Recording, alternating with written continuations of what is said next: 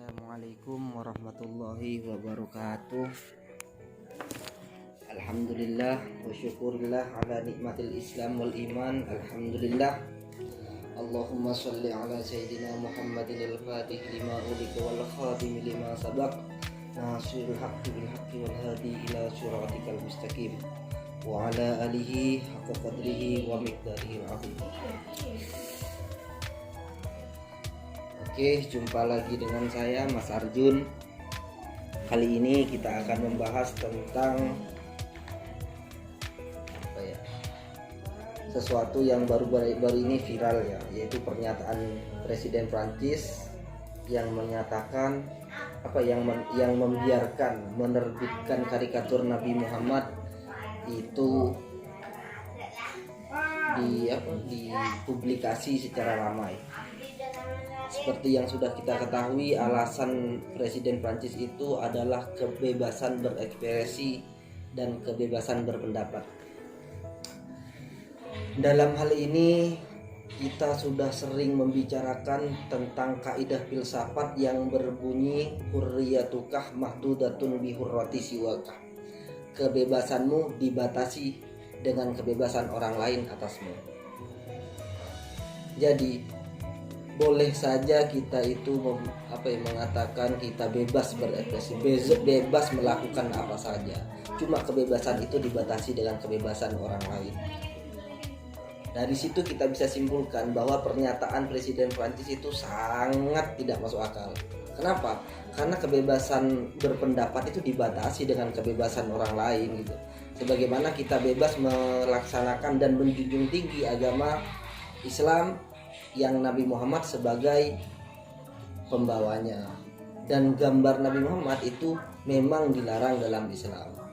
Jadi mereka boleh mengekspresikan apapun, cuma tidak boleh menyinggung perasaan kita selaku umat muslim dengan menggambar karikatur Nabi Muhammad yang mana beliau adalah orang yang dimuliakan, manusia yang dimuliakan dalam Islam sebagai pembawa syariat, sebagai pembawa agama Islam.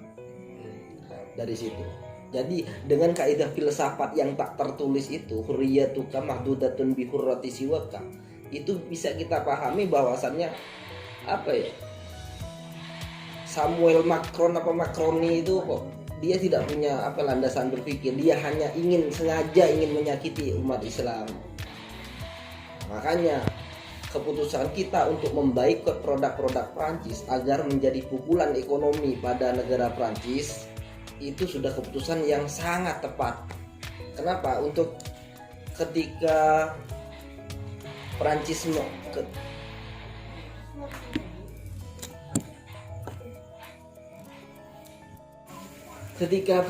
menghina baginda Nabi, kita tidak bisa melakukan apapun. Kita tidak bisa perang atau gimana. Yang bisa kita lakukan adalah cuma dengan memboikot produk Prancis. Jadi yang sehari-hari memakai produk Prancis, ya kita beralih ke produk lain. Misalnya yang saya tahu itu, yang kayak saya share saya cari di Google produk-produk Prancis itu bagaimana Aqua, susu SGM, Fit itu, air minum Fit dan lain-lain. Silahkan sampean searching sendiri di Google produk-produk Prancis yang beredar di Indonesia. Kita beralih dari produk-produk Prancis tersebut, beralih ke produk lain gitu. Yang biasanya dari Aqua beralih pada Santri, air mineral Santri, atau ada yang banyak lagi, atau mineral atau mungkin gitu. Dari situ itu pembahasan kita tentang kebebasan berekspresi. Jadi kita simpulkan alasan Presiden Prancis mengatakan memberi izin menerbitkan karikatur Nabi Muhammad dengan alasan kebebasan berekspresi itu tidak masuk akal. Itu poin yang pertama. Dan poin yang kedua yang akan kita bahas adalah menggambar Nabi Muhammad. Udah dari dulu, mulai semenjak saya lulus SD, saya itu heran kenapa ya kok gambar Nabi Muhammad itu nggak digambar. Kok Nabi Muhammad setiap ada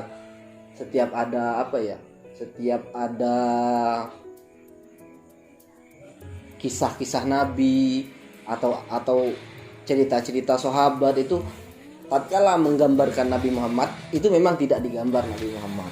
Saya cari itu alasannya lama, kemudian saya sempat bertemu dengan seseorang, alasannya itu sangat bagus.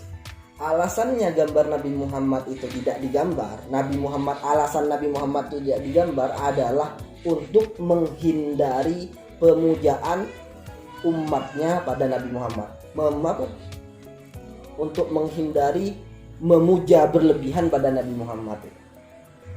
Jangankan gambar Nabi Muhammad yang menghina, yang memuji, misalnya kita kasih gambar Nabi Muhammad dengan mahkota yang hebat begini bertahtakan ini, itu tetap tidak boleh. Kenapa?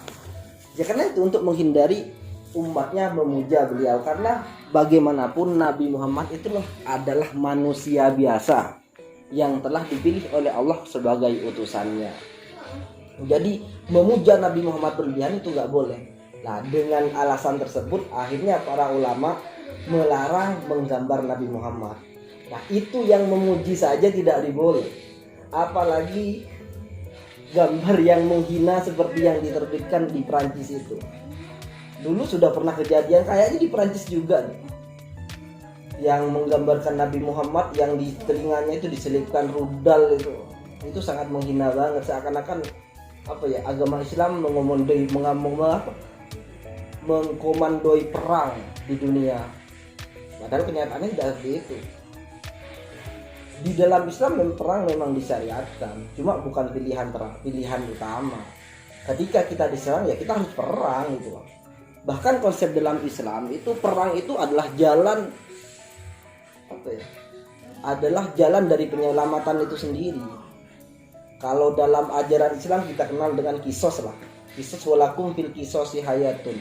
Dalam kisos itu ada kehidupan. Maksudnya apa? Padahal kisos itu membunuh ya dibunuh. Nah, dengan adanya hukum kisos, orang jadi berpikir dua kali untuk melakukan pembunuhan. Karena ketika dia membunuh, dia juga akan dibunuh. Nah, dengan adanya hukum kisos, dia nggak jadi mau membunuh. Kenapa? Dengan adanya hukum kisos, maka terpeliharalah kehidupan, yaitu kehidupan orang yang akan dibunuh dan kehidupan orang yang akan membunuh, dan juga kehidupan anak-anaknya yang akan lahir. Begitu pula dengan konsep perang.